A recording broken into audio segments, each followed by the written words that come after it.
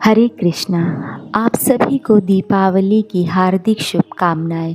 भगवान श्री कृष्ण की असंख्य लीलाओं में से उनकी दाम बंधन की लीला अद्वितीय है।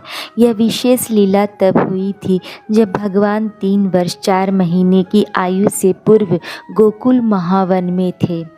यह लीला कार्तिक दामोदर मास में संपन्न हुई थी। गोवर्धन पूजा से केवल एक दिन पूर्व दीपावली अमावस्या का दिन था। उस दिन प्रातःकाल प्रसन्नचित्त माता यशोदा ने देखा कि कृष्ण नीले कमल के सदृश सुंदर नेत्रों को बंद किए हुए सो रहे थे। अपने हाथों से प्रेम पूर्ण स्पर्श करके दुलारते हुए यशोदा जी ने उन्हें सोते रहने दिया। धीरे से उनकी शैया से उठकर वे कक्ष से बाहर आ गई और अपने लल्ला के लिए माखन निकालने की तैयारी करने लगी। उस दिन रोहिणी जी एक विशेष निमंत्रण पर बलराम के साथ रथ पर सवार होकर उपनंद के घर चली गई। माता यशोदा अपने परम प्रिय पुत्र कृष्ण के लिए दही मथने लगी। कृष्ण के प्रति उनका इतना अधिक प्रेम था कि दासी माखन निकाले वे इस विचार को भी सहन नहीं कर सकती थी। वह एक ऐसी सेवा थी जिसे अत्यधिक स्नेहवश से वे स्वयं करना चाहती थी।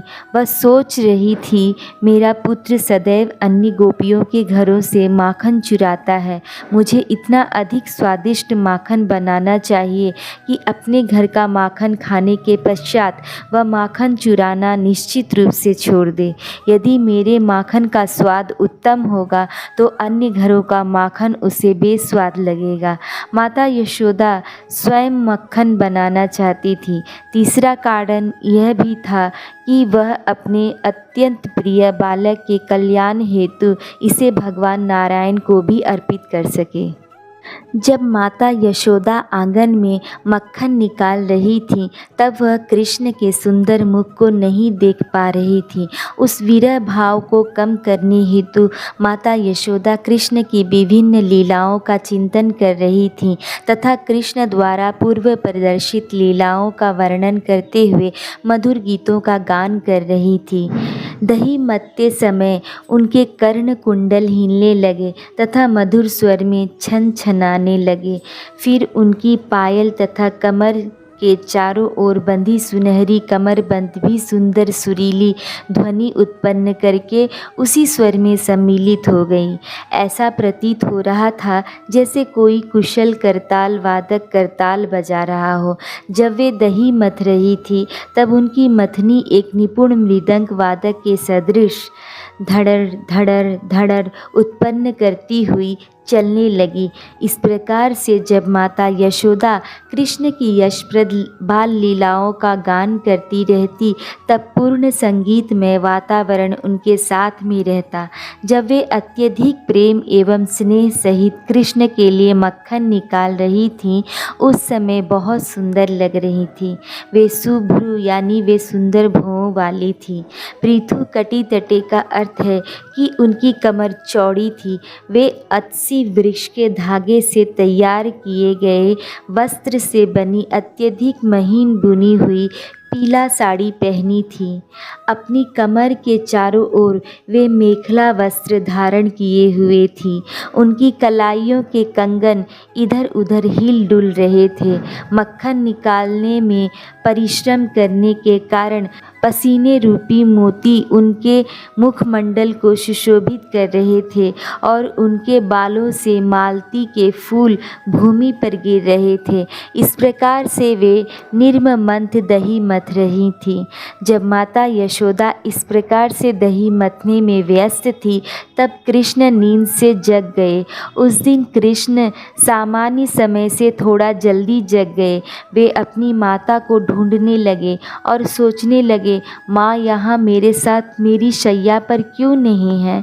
फिर उन्होंने माँ की आवाज़ दूसरे कमरे में गुनगुनाते हुए सुना। उन्होंने तत्काल सोचा, आज इसको क्या हुआ है, मेरे लिए चिंतित नहीं है? मुझे छोड़कर सामान्य गृह कार्यों में लग गई है। कृष्ण को बहुत अधिक भूख लग रही थी, अपनी माता का दूध पीने का आनंद लेने के लिए उत्सुक थे। दीर्घ श्वास छोड़ते हुए, अंगड़ाई लेते हुए तथा अपनी आंखें मलते हुए भगवान श्री कृष्ण चिल्लाए, मैया मैया। फिर दही मथने की आवाज़ सुनकर वे लड़खड़ाते हुए अपनी माता के पास चले आए। फिर उन्होंने मथनी को पकड़ लिया तथा अपनी इच्छा व्यक्त करते हुए अपनी माता को दही मथनी से रोक दिया। फिर बोले, हे माता, कृपया अब दही मथना रोक दो और मुझे दूध पिलाओ। उत्सुकतावश कृष्ण यशोदा की गोद में चढ़ गए। दूध की सफ़ेद आकर्षक धाराओं से सुशोभित भगवान के सुंदर नीले मुखमंडल पर चिंतन करने में तल्लीन माता यशोदा ने इस प्रकार से प्रसन्नतापूर्वक अपने प्रिय पुत्र को दूध पिलाया। जब कृष्ण ने माता यशोदा के स्तन का दूध पिया, तब एक दिव्य आध्यात्मिक प्रतिस्पर्धा प्रारंभ हो गई।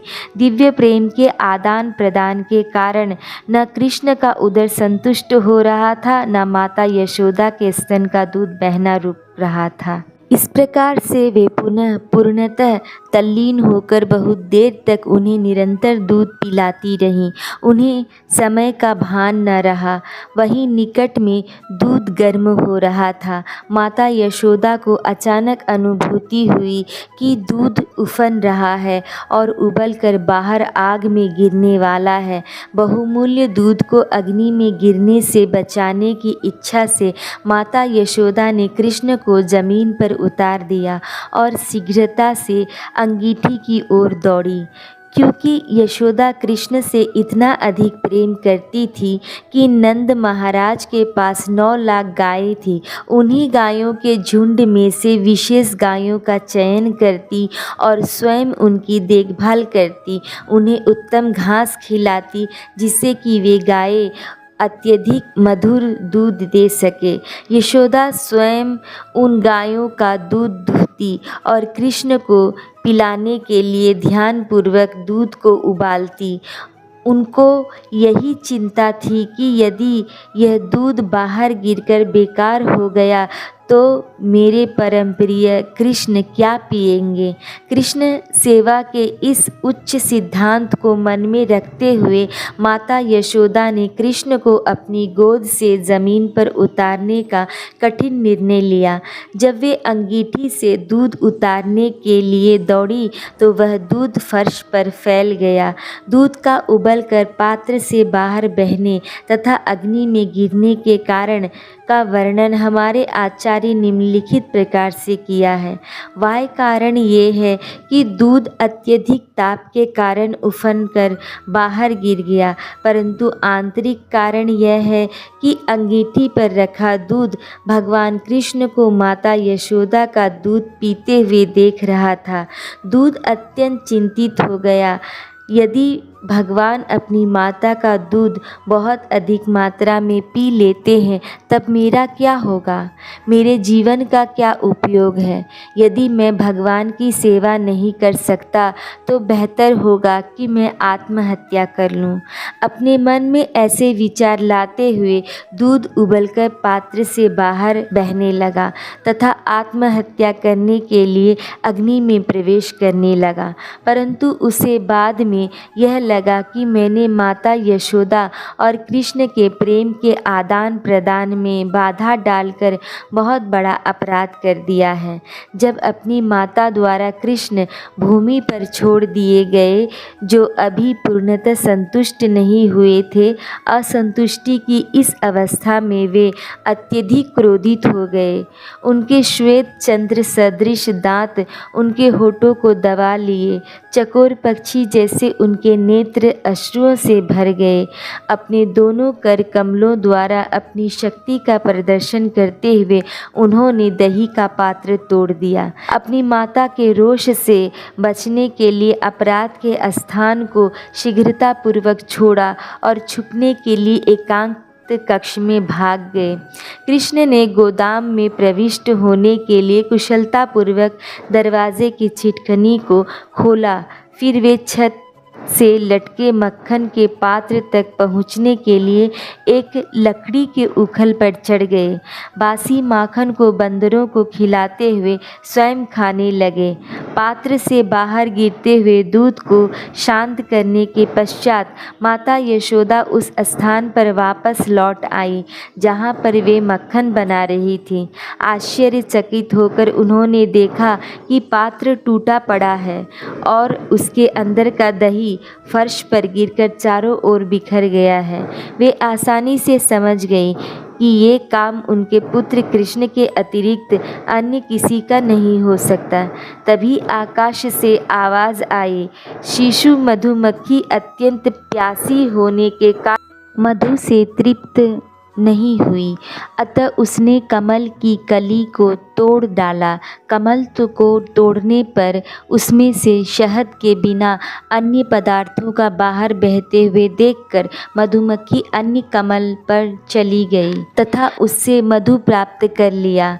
इसके अतिरिक्त तुमने अग्नि के ऊपर से दूध हटाने में कुशलता दिखाई, परंतु अपने पुत्र के क्रोध को शांत करने की तुम्हारी योग्यता के लिए तुम्हारी अधिक प्रशंसा की जाएगी।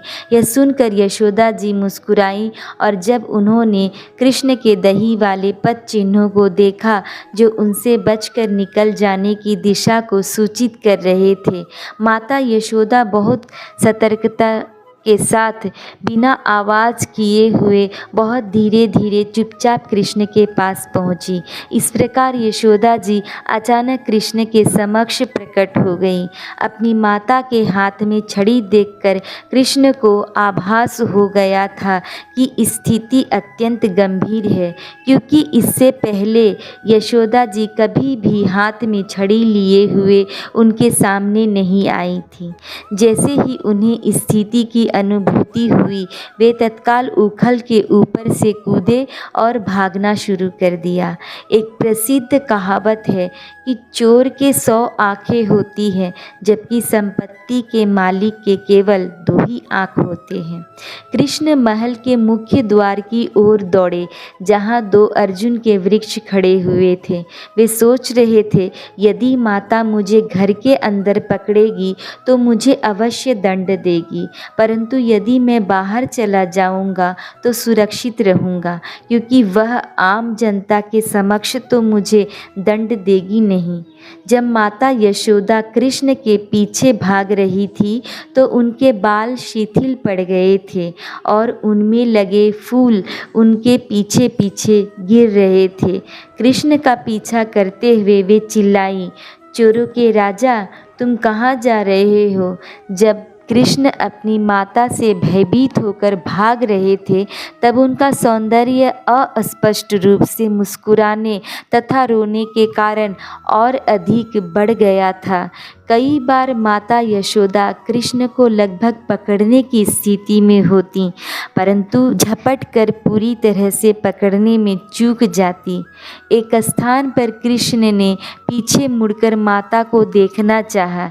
जैसे ही कृष्ण ने पीछे मुड़कर देखना प्रारंभ किया, माता यशोदा ने पीछे से शीघ्रतापूर्वक उनका दायां कंधा पकड़ लिया। अपने पुत्र के आंखों में भय देखकर माता यशोदा छड़ी नीचे रख दी और सोच विचार करने लगी कि अपने नटखट पुत्र को अनुशासन में कैसे लाया जाए।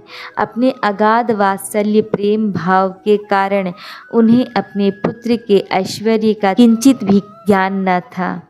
वे उनको रस्सी से बांधकर सबक सिखाना चाहती थी। जब माता यशोदा कृष्ण के उदर में दाम यानी रस्सी बांधने का प्रयास कर रही थीं, तब सुबह से शाम हो गई, पर वे उन्हें बांध नहीं पाई। घर की सारी रस्सियों का प्रयोग कर लेने के बाद भी वे उन्हें नहीं बांध पाई, क्योंकि जब भी वे उन्हें बांधने का प्रयास करती, रस्सी बिल्कुल 2 अंगुल ही छोटी पड़ जाती, 3 या 4 नहीं। अंत में भगवान कृष्ण ने अपनी माता का परिश्रम देखकर अपना हठ त्याग दिया और रस्सी को बढ़ाकर अपनी माता को दे दिए बांधने के लिए। तो इस प्रकार हम देखते हैं कि परम पुरुषोत्तम भगवान कृष्ण, जो अत्यंत आकर्षक पूर्णतः स्वतंत्र, समस्त नियंत्रण करने वालों के नियंत्रक हैं। उन्हें कोई नहीं बांध सकता, लेकिन अपने भक्तों के वशीभूत होकर भक्तों द्वारा नियंत्रित होते हैं वे। रस्सी का 2 अंगुल छोटा होना यह दर्शाता है कि पहला भक्त का प्रयास चाहिए और दूसरा भगवान की कृपा। तो आइए परम दयालु भगवान दामोदर के भक्ति का प्रयास करते रहे, ताकि वे भी हम पर कृपा बरसाएं। धन्यवाद। हरे कृष्णा।